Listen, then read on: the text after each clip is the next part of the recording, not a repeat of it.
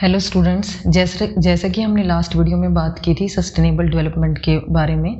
Sustainable development जो है किस प्रिंसिपल के ऊपर बेस्ड था कि इसका जो मेन प्रिंसिपल था कि जो प्रेजेंट जो जनरेशन है उसकी नीड भी पूरी होती रहे, but not at the cost of future generation. कि हमने जो रिसोर्सेज हैं, जो नेचुरल रिसोर्सेज हैं, उनको कंजर्व करके रखना है, जो हमारे रिसोर्सेज हैं, और ज़्यादा से ज़्यादा ऐसे अल्टरनेटिव मेथड यूज़ करने हैं ताकि फ्यूचर जनरेशन भी उन रिसोर्सेज का मज़ा उठा सके, लाभ ले सके। तो इस तरह का प्रिंसिपल था सस्टेनेबल डेवलपमेंट का। उसमें हमने दो और बात की थी, कंसेप्ट ऑफ नीड की और कंसेप्ट ऑफ लिमिटेशन की। इसके ऊपर बेस्ड था सस्टेनेबल डेवलपमेंट कि नीड जो है हर एक इंसान की, जो भी इस धरती पे है, जो भी इस वर्ल्ड के अंदर है, हर इंसान की नीड पूरी हो, बेसिक नीड उसकी पूरी हो। जो बेसिक नीड में हम रोटी कपड़ा मकान की बात करते हैं, सैनिटेशन की बात करते हैं, एम्प्लॉयमेंट की बात करते हैं, ये नीड सबकी पूरी हो। पर उसमें साथ में कंसेप्ट ऑफ लिमिटेशन भी लेके चले थे कि वेस्टेज ना हो। इन नीड के अलावा जो एक्स्ट्रा जो वेस्टेज हम करते हैं उसको भी लिमिट किया जाए। तो दो तरह की बात थी सस्टेनेबल डेवलपमेंट में। आज के इस वीडियो में हम बात करेंगे कि इम्पोर्टेंस क्या थी सस्टेनेबल डेवलपमेंट की, क्यों इस कॉन्सेप्ट को इतना वर्ल्ड वाइड लाया गया, ग्लोबल लेवल पे क्यों इसको इतनी अहमियत दी गई, क्यों इसको इतनी इम्पोर्टेंस दी गई। इसकी कुछ इम्पोर्टेंस हैं जिनके बारे में आज हम डिस्कस करेंगे। उनको डिस्कस करने से पहले हम कई बार जो है सस्टेनेबल ग्रोथ को और सस्टेनेबल डेवलपमेंट को इंटरचेंजेबली यूज़ कर लिया जाता है इन टर्म्स को, पर दोनों के अंदर डिफरेंस है। सस्टेनेबल ग्रोथ और सस्टेनेबल डेवलपमेंट के अंदर डिफरेंस है। सस्टेनेबल के साथ हम कभी भी ग्रोथ का यूज़ नहीं करेंगे, क्योंकि ग्रोथ को हम मानते हैं कि एक टाइम पीरियड के बाद जो ग्रोथ है इनडेफिनेट टाइम पीरियड के लिए नहीं चलती है। एक टाइम पीरियड के बाद, एक डेफिनेट टाइम पीरियड के बाद ये बंद हो जाती है ग्रोथ की, अगर हम बात करते हैं। पर साथ में हम जो टर्म लगा रहे हैं सस्टेनेबल मीन्स जो लॉन्ग टर्म में चले, जो लॉन्ग टर्म में रन करे, ग्रेजुअली रन करे, उसको हम सस्टेनेबल। एक तरफ हम बात करें तो ये कंट्राडिक्टरी है। एक तरफ हम बात कर रहे हैं सस्टेनेबल की वो चलता रहे, और दूसरी तरफ ग्रोथ लगा के हम ये बात कर रहे हैं कि वो रुक जाता है, क्योंकि हम ग्रोथ के बारे में बात करते हैं कि वो एक डेफिनेट पीरियड के लिए होता है। इसलिए सस्टेनेबल ग्रोथ की जगह, क्योंकि ये कंट्राडिक्टरी था, इसलिए सस्टेनेबल ग्रोथ की जगह सस्टेनेबल डेवलपमेंट की बात की गई। क्योंकि एक डेवलपमेंट एक ऐसा प्रोसेस है जो लॉन्ग रन में चलता है, जिसका लॉन्ग टर्म गोल होता है, और जो इम्प्रूवमेंट के ऊपर फोकस करता है कि जो ग्रेजुअली जो है इम्प्रूवमेंट होती रहे, क्वालिटी अच्छी होती रहे, चेंज होती रहे।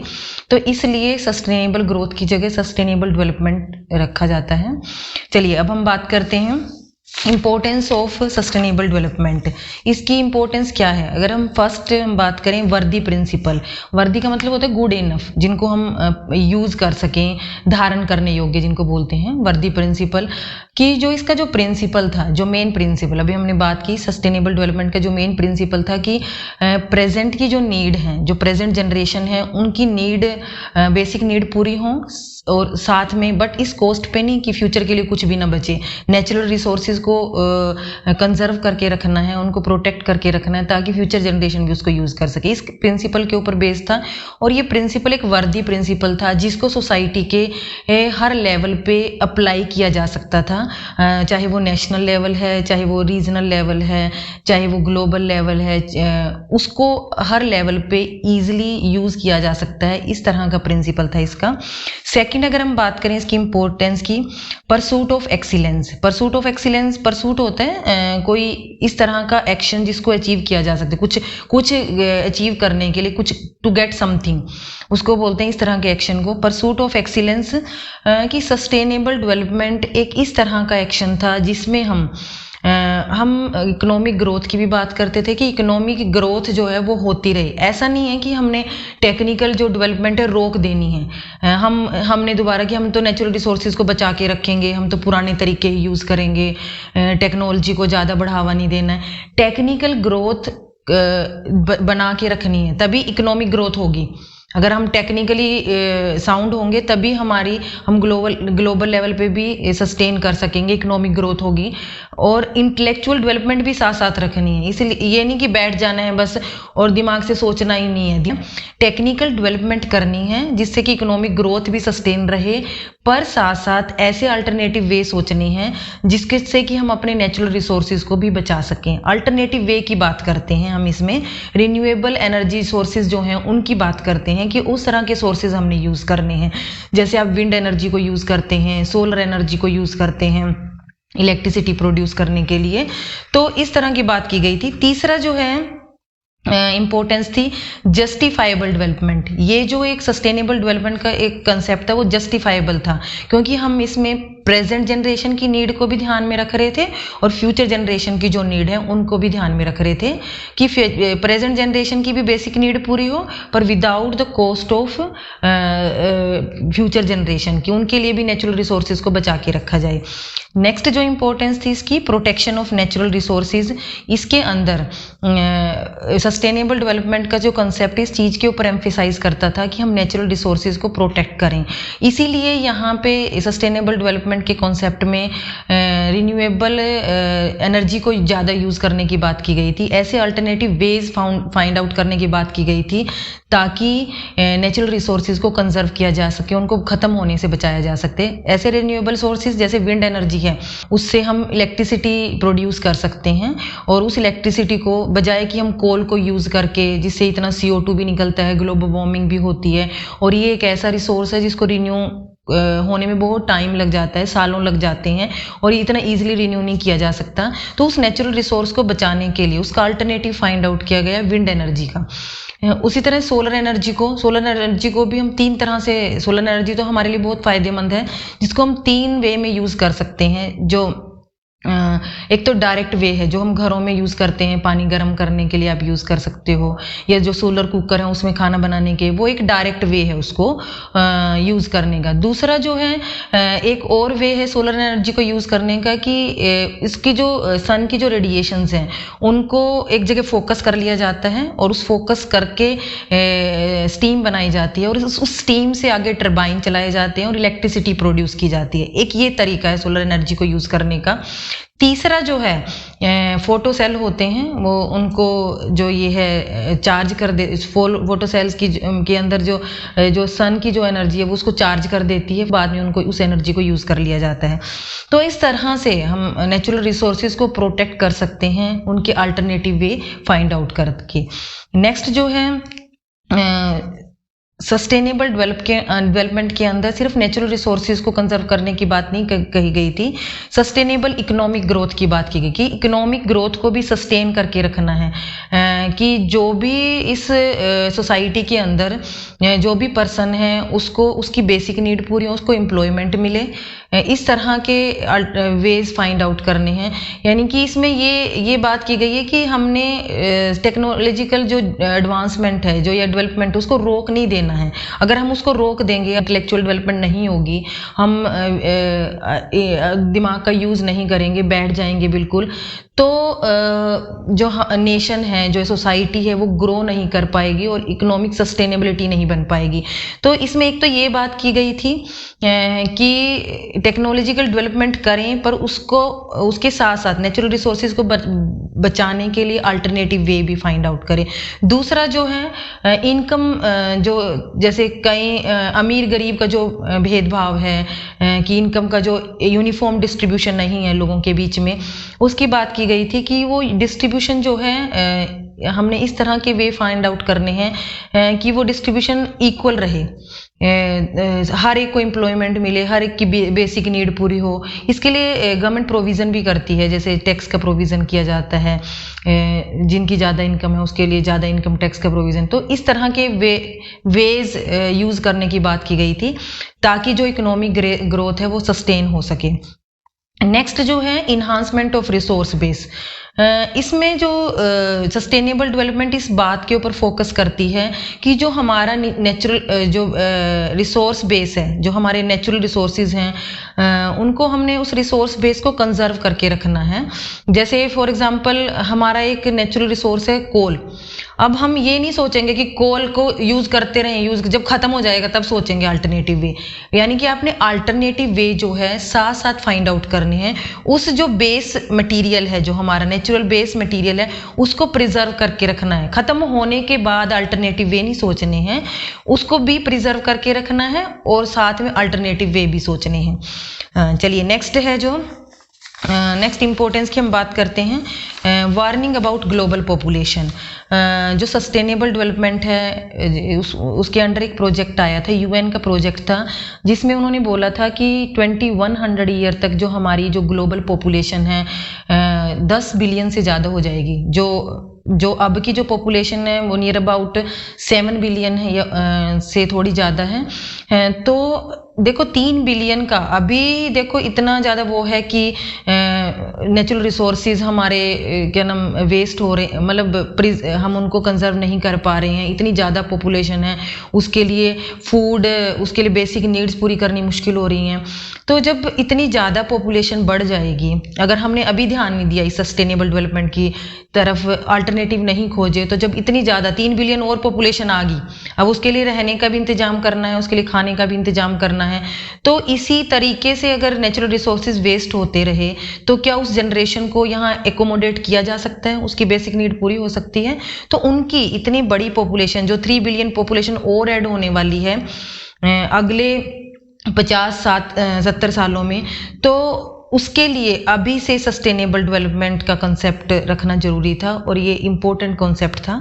चलिए नेक्स्ट अगर आगे हम बात करते हैं, प्रोटेक्शन ऑफ टेक्नोलॉजिकल रिसोर्सेज। जैसे आज के टाइम में हम जो भी टेक्नोलॉजी यूज़ करते हैं, जो भी मशीन्स यूज़ करते हैं या जो भी गैजेट्स यूज़ करते हैं, उसके नेगेटिव इम्पैक्ट भी होते हैं और पॉजिटिव इम्पैक्ट भी। तो सस्टेनेबल डेवलपमेंट में हम जो नेगेटिव जो इम्पैक्ट हैं उनको ख़त्म करना है हमने, और पॉजिटिव को और ज़्यादा आगे लेके आना है। फॉर एग्जांपल जैसे कि हम पहले गाड़ियाँ जो यूज़ करते हैं, अभी आजकल हम जो गाड़ियाँ यूज़ करते हैं उसमें हम पेट्रोलियम या डीजल से ही चलती हैं। वो उससे क्या है, पोल्यूशन भी ज़्यादा होता है और ये जो हमारे एक नेचुरल रिसोर्स है उसको हम कंजर्व नहीं कर पा रहे थे। तो इसके लिए जो कुछ कंपनियां हैं जैसे टेस्ला है या हंडाई है, टोयोटा, उन्होंने एक अल्टरनेटिव वे फाइंड आउट किया है, उसके ऊपर काम चल रहा है अभी कि इस तरह की गाड़ियाँ वो निकालने जा रहे हैं जो कि हाइड्रोजन फ्यूल सेल के ऊपर बेस्ड होंगी। वो एक तरह से पानी से ही चलेंगी। उसमें क्या है कि पोल्यूशन भी कम होगा और जो हमारा नेचुरल रिसोर्स है, जो क्रूड ऑयल है, जो पेट्रोलियम और डीजल से चलती हैं, वो भी कंजर्व होगा। चलिए नेक्स्ट हम बात करते हैं provision of basic human needs हैं। जो बेसिक ह्यूमन नीड्स हैं जैसे रोटी कपड़ा मकान की या सैनिटेशन की, प्रॉपर सैनिटेशन की, सस्टेनेबल डेवलपमेंट में ये बात की गई थी कि ये जो बेसिक नीड्स हैं सबकी पूरी हों, प्रेजेंट जनरेशन की भी और वो फ्यूचर जनरेशन को भी पास हों, और इसके लिए नेचुरल रिसोर्सेज के कंजर्वेशन के ऊपर फोकस किया गया था। चलिए नेक्स्ट है अब importance of in agriculture field.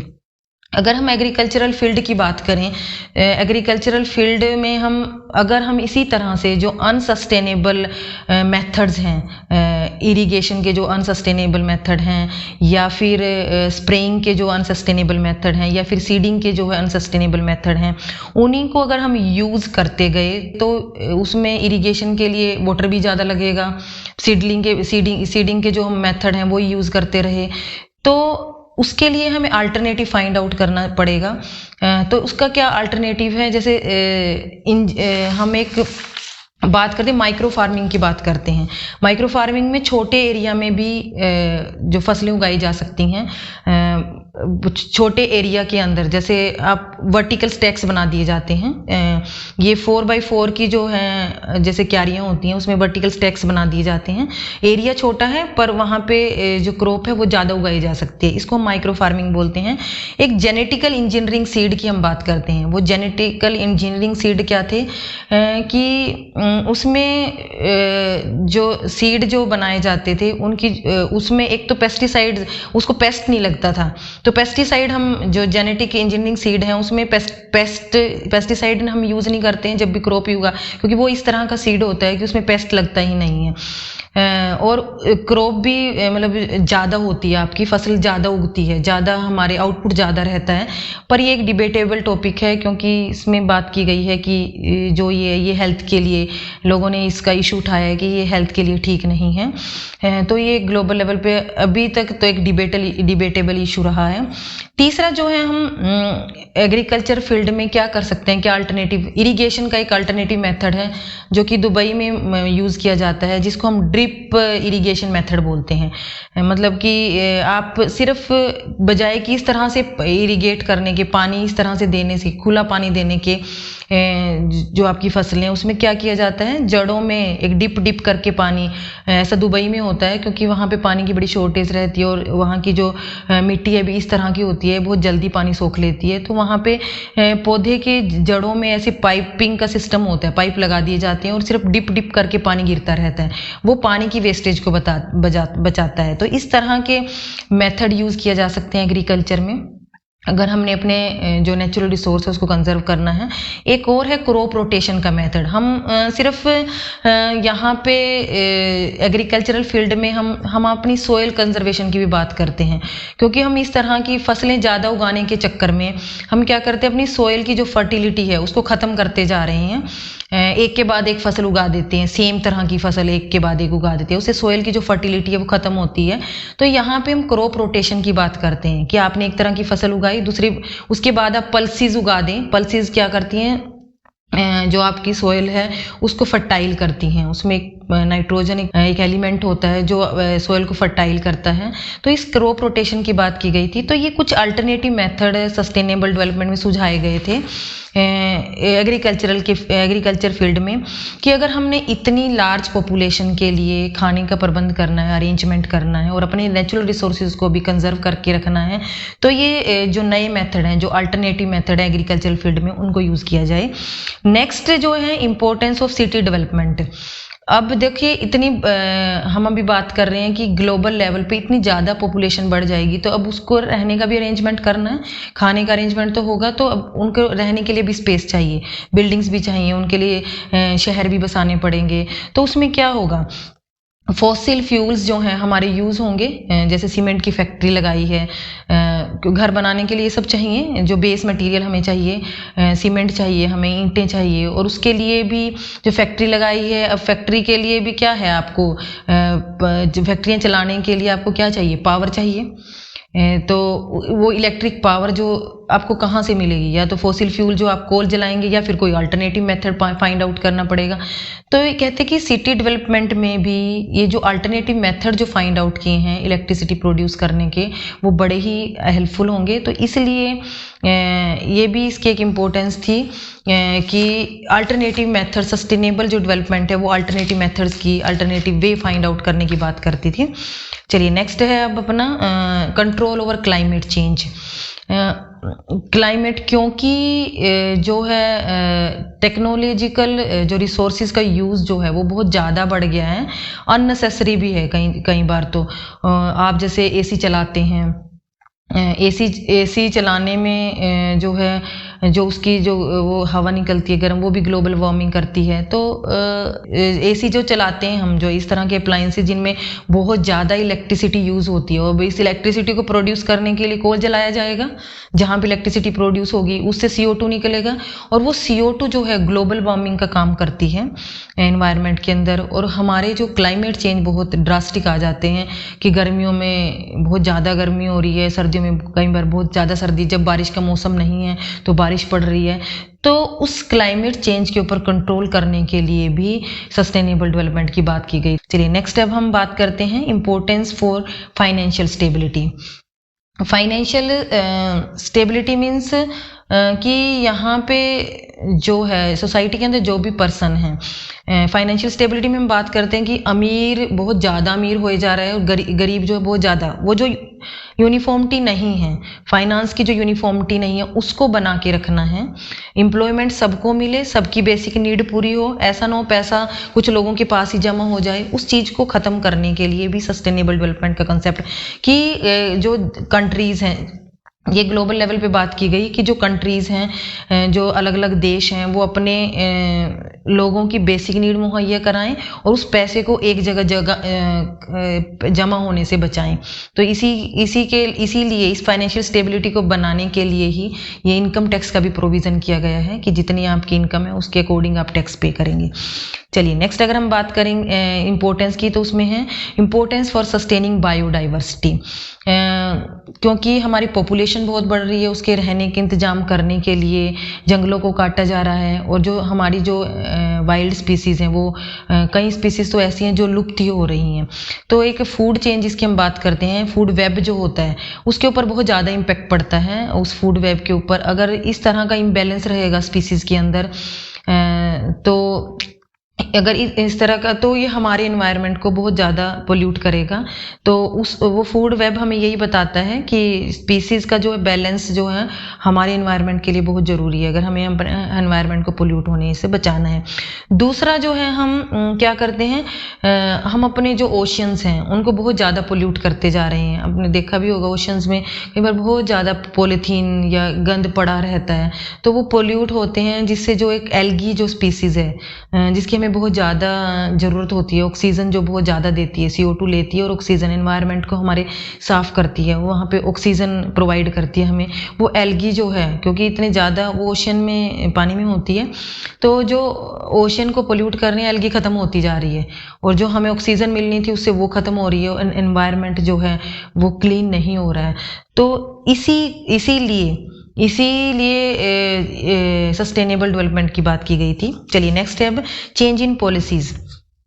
अब सस्टेनेबल डेवलपमेंट अगर करनी है तो सस्टेनेबल सॉल्यूशन भी फाइंड आउट करने पड़ेंगे। तो अपने लेवल पे जो कंट्रीज़ जो हैं अब अपनी पॉलिसीज़ के अंदर चेंज कर रहे हैं और पॉलिसी में चेंज किया भी है सस्टेनेबल डेवलपमेंट के लिए। जैसे एनर्जी पॉलिसी है, ये बनाई गई है कि जो भी पहले जो फैक्ट्रीज़ क्या करती थी, सारा जो मटेरियल है, वेस्ट मटेरियल जो वो डाल देती थी, बाहरी नदियों में बहा देती थी, या उससे जो एनवायरनमेंट बहुत पोल्यूट होता था। अभी एक पॉलिसी, एनर्जी पॉलिसी बना दी गई है कि जो आप वेस्ट मटेरियल जो निकालते हैं उसको दोबारा से रिसाइकिल कीजिए और उस वाटर को क्लीन करके दोबारा से यूज़ कीजिए। तो इस तरह से पॉलिसी चेंज किए गए हैं, लॉन्ग टर्म्स प्लान बनाए गए सस्टेनेबल उसके लिए, ताकि जो हमारे जो रिसोर्सेज हैं उनको कंजर्व किया जा सके।